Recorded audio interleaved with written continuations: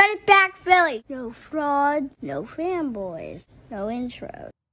Joel Embiid, with Jacques Vaughn's strategy to double and triple as soon as he touches the ball, since we have moved him more to the elbow, the free throw line, and the top of the key, Joel Embiid in yesterday's game was flat out 100% Nikola Jokic.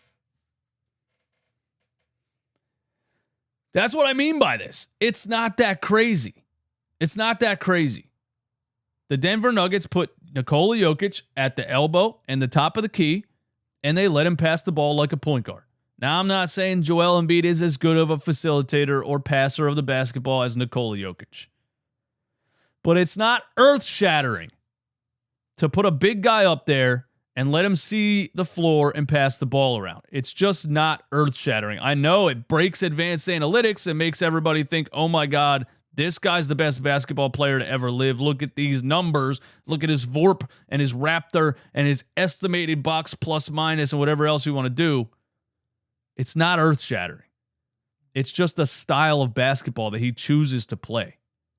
Joel Embiid, in this game, and the last one, is choosing to play that style of basketball.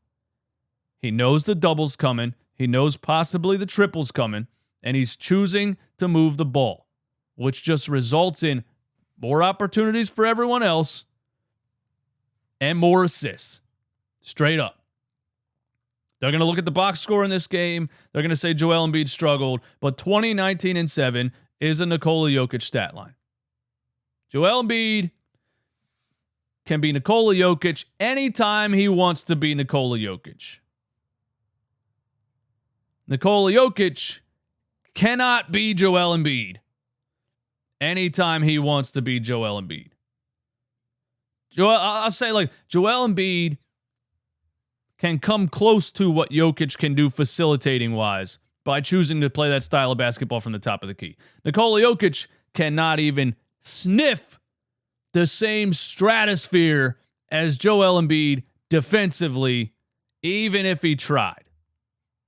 Now, Joel Embiid got dunked on yesterday. He got yammed on by Cam Johnson. But why did he get dunked on? Because every single defensive possession where he has a chance to try to guard the rim, he's up there attempting to block a shot.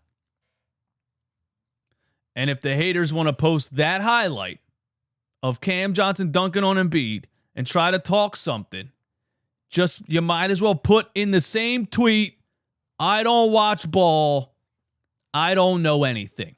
Do you understand why there's not a highlight of Nikola Jokic getting dunked on like that? Because number one, he can't jump high enough to get dunked on like that. Number two, he's usually not even in that position to get dunked on because he got smoked 3 seconds ago. That's why Joel Embiid's been the MVP for 3 seasons. Because of what he does on the defensive side of the ball, combined with dominating offensively. Nobody else is doing it. Nobody else can do it the way that he does it. He had some ridiculous blocks yesterday also. One of the ones off the top of my head, Cam Johnson drives right. And this is another thing Joel Embiid does amazing that he really doesn't get enough credit for. Cam Johnson drives right, tries to go around him. Joel Embiid is methodical defensively. He's patient. You know, he's incredibly athletic for his size, but he's so smart and he's so patient and he's watching the guy drive and he's waiting. A lot of players jump prematurely and allow the offensive player to reverse the layup like Cam Johnson tried to do. Joel waited for it. He didn't put the layup up the right side. He tried to reverse it and Joel just, come on, son. Smack. Get it out of here. Get it out of here. Another one, Cam Johnson tried to force his way through the defense. Maybe there was a foul. Joel Embiid, the help defender, volleyball spiked it 15 feet in the air, treated the basketball like one of those bouncy balls you get out of a gumball machine. He's too good, too dominant offensively, way too good defensively. Nobody else can do it like he does it. Nobody. There was only 2 times in this game that I saw, well, maybe 3. One, he got called for a travel. But there was only like 2 or 3 times in this game that Joel Embiid wasn't double-teamed. One of them, he was one-on-one with Royce ONeill at the top of the key. It's literally like nobody's there. He just drove right past him and laid it in. Another one, Nick Claxton under the rim. I think he got called for a travel on that one. Another one on Royce ONeill in the fourth quarter. There was 2 or 3 times in the fourth quarter where I think Jock Vaughn said, okay, this ain't working. You know, we're leaving players open too much. Let's go one-on-one with Joel, see what happens. And what happens is you get dominated. If they would stop doubling and tripling, Joel would score 50 on this team. He drives right past Royce ONeill. Another one, he gets ONeill one-on-one. ONeill plays solid defense, faces him up. Joel hits a turnaround, Hakeem Olajuwon 17-foot fadeaway. He's too good. Can't stop him. Now, Jock Vaughn's strategy against Joel is completely biting them in the ass. Again, but if they didn't do that, he would just score 50. There's no answer. It's a sweep. There's no answer. Tyrese Maxey was huge. And again, I said this is the first time in Joel Embiid's career that he has players on the perimeter that can make a team pay for throwing the kitchen sink at him.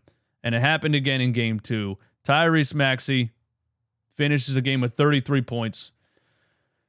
Tyrese Maxey's shot form is so square, low, quick, that when he's wide open from 3, it looks like it's a layup. It's automatic. It's a free throw. It's over. Are the Brooklyn Nets going to continue to double and triple Joel Embiid and leave Tyrese Maxey wide open? Are they going to continue to do that? Do they have any idea? I understand the strategy against Embiid, but you're telling me you did a whole scouting report and you said, hey, let's double and triple Embiid. And somebody in the coaching staff said, well, you know Tyrese Maxey shoots 43% from three-point range on the season, right? And that's with a lot of contested shots. So we're choosing to double and triple Embiid, and we're going to leave Tyrese Maxey wide open in the corner. That's our plan. Jock Vaughn said, that's our plan. Game 1, PJ Tucker hit a couple of them. Tyrese Maxey hit a couple of them. Game 2, boy, they left Tyrese Maxey wide open so many times in this game. It's not going to work. Run it back, Philly. No frauds, no fanboys, no intros. Run it back, Philly. No frauds, no fanboys, no intros.